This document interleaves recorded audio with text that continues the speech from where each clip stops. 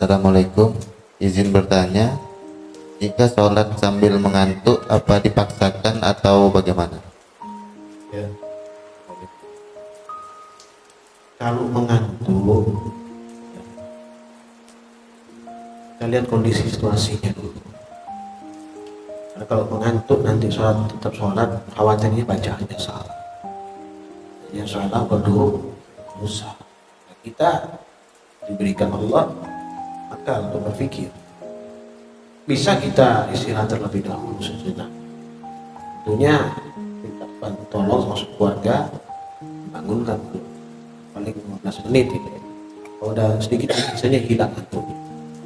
Nah, kalau saya pribadi ngantuk, biasanya saya berwudu lagi 2 atau 3 hilang. Nggak bisa istirahat terlebih dahulu 4 menit akan bekernya Allah jangan tidur sampai habis waktu sholatnya ya, istirahat dahulu nggak apa-apa dengan nyalain bekernya atau minta tolong keluarga untuk bangun menit saja supaya kantuknya hilang. Masuk lapar ya, masuklah makan dulu, jangan sampai makan dulu, jangan sampai sholat bikin makan ya, hanya makan dulu sholat. Apa-apa asal jangan santai-santai kan. Waktu lihat waktu, kondisi waktunya bagaimana. Kalau waktunya itu mepet ya, ya segera dipercepat.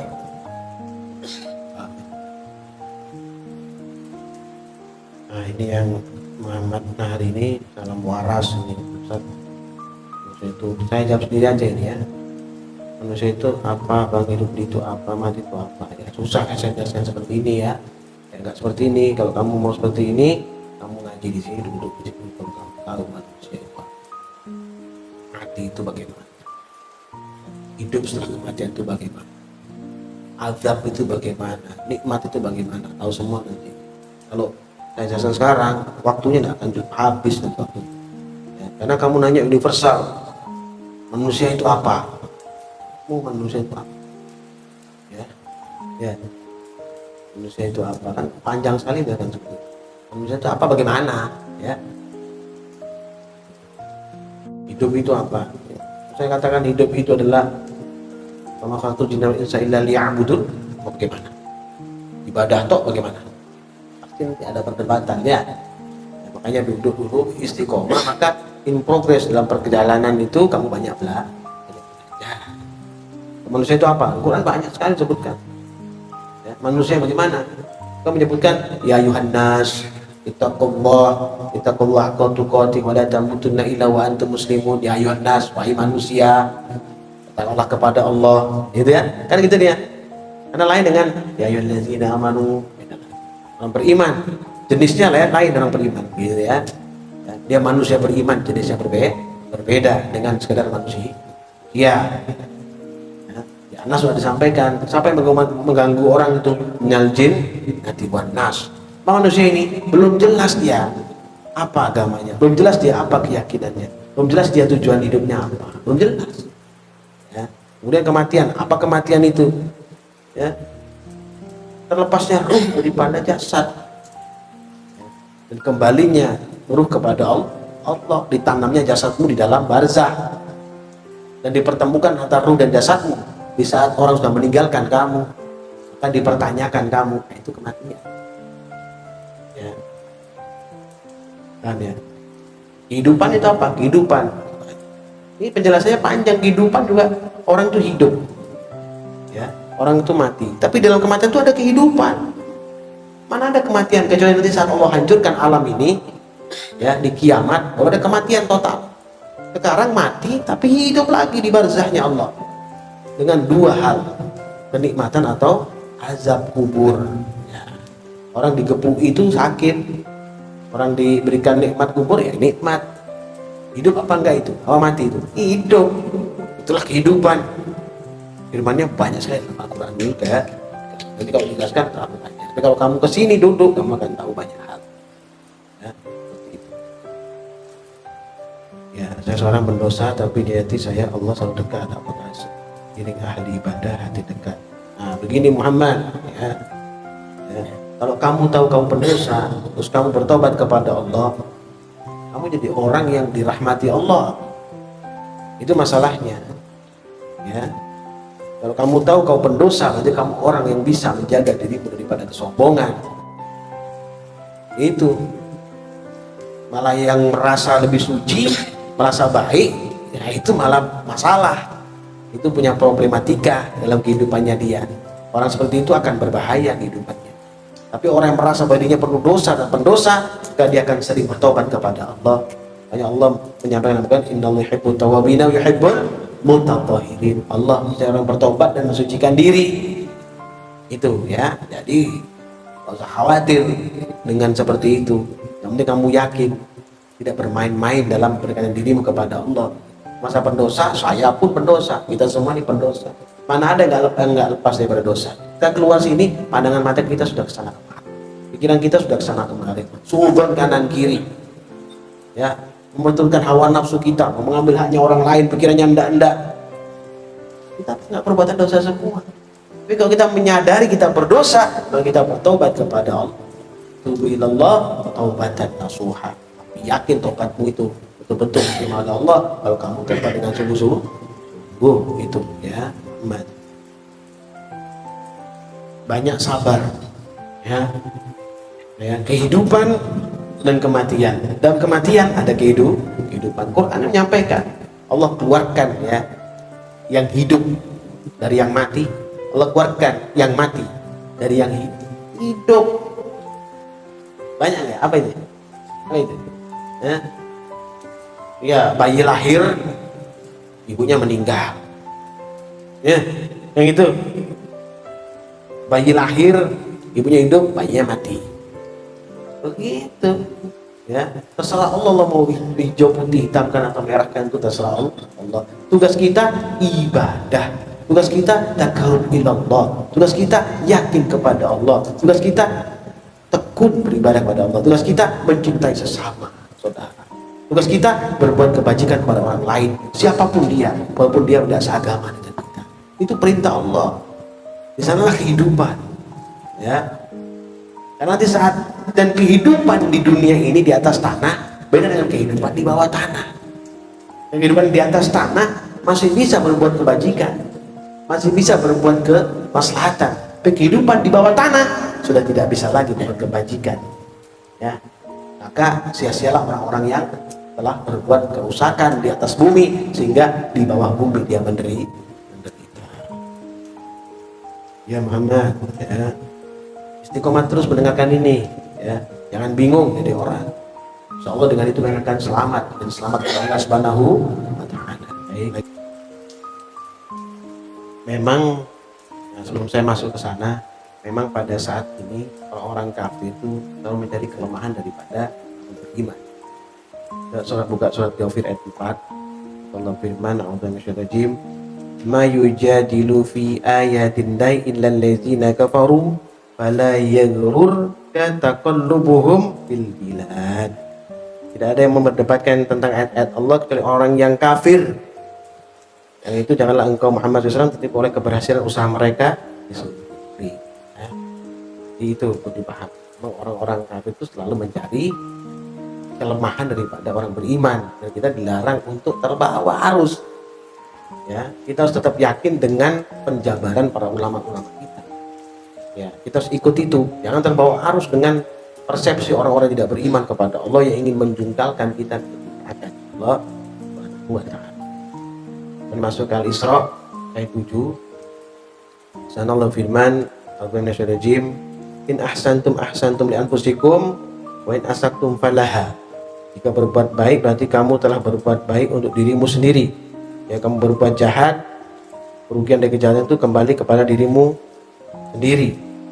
Fa idza jaa wa'dul akhirati liyasu'u wujuhakum wa liyadkhulul masjida kama dakhaluhu awwala marratin wa liyutabbiru ma 'adaw tadbira.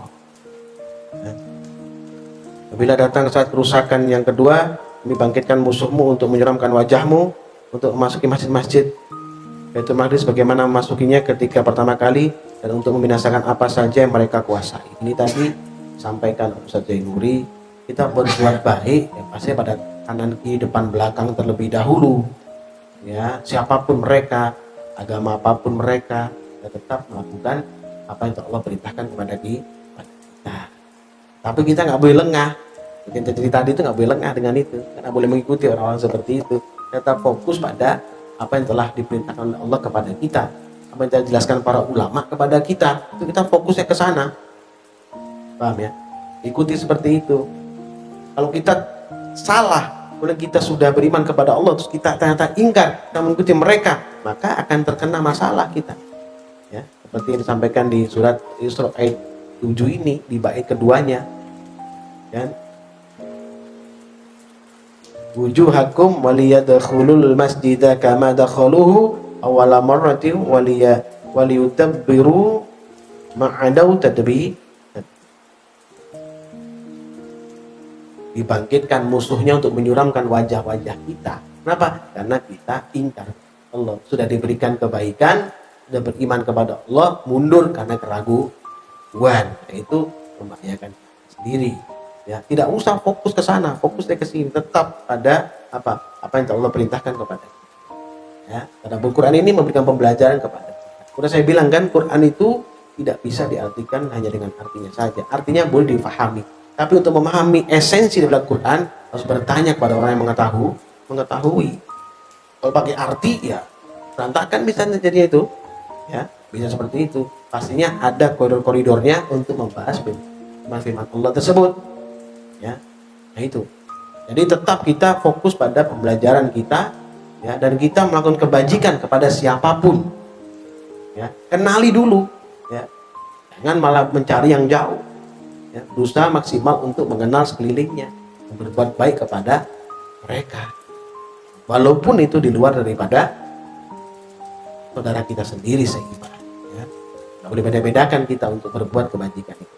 Tetap kita atas perintah Allah, kita lakukan yang terbaik. Ya. Untuk apa? Untuk syiar juga. Ya. Bagian itu syiar kayak nanti kurban, potong. Ya. Tapi saudara kita yang beragama lain ada di sini, orang miskin-miskin sama. Orang miskin itu sama, mau agama apapun, ya, sebagai syiar daripada Allah Subhanahu wa Ta'ala. Orang terdekat itu siapapun dia, mungkin orang nggak ada saudara kita semua tuh, orang lain semua akidah dan agamanya nggak apa-apa. Ya, pada mereka lah kita itu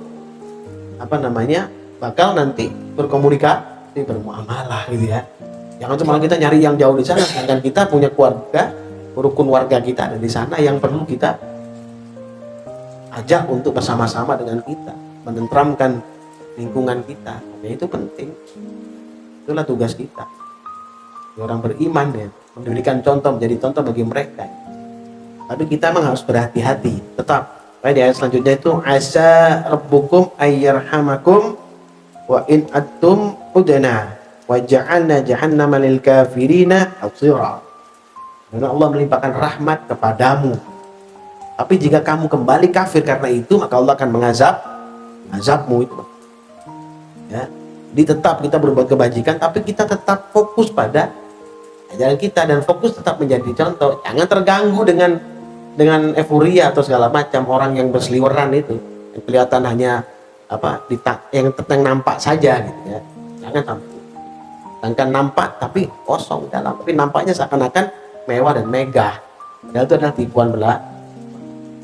Tapi tetap kita membantu, berjuang bersama-sama, walaupun kita berbeda dengan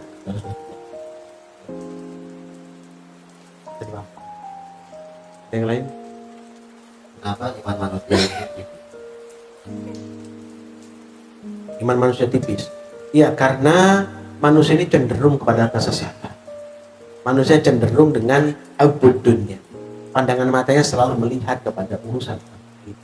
Coba kita selalu melihat pada urusan diri sendiri dan evaluasi diri, maka kita akan bertambah. Tapi karena kita selalu fokus pada orang lain, melihat kesenangan orang lain, terganggu kita.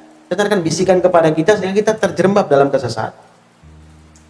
Pandangan mata kita hanya tertuju kepada orang lain. Maka tadi di Qafirah 4 nih pertanyaannya Muhammad bisa dijawab di sini.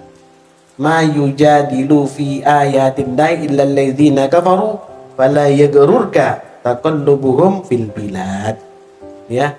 Tidak ada yang mendebatkan ayat Allah kecuali orang kafir. Karena itu janganlah engkau Muhammad SAW tertipu oleh keberhasilan usaha mereka. Sebenarnya pandangan kita hanya kepada orang lain. Yang muncul apa? Dengki dan iri nanti.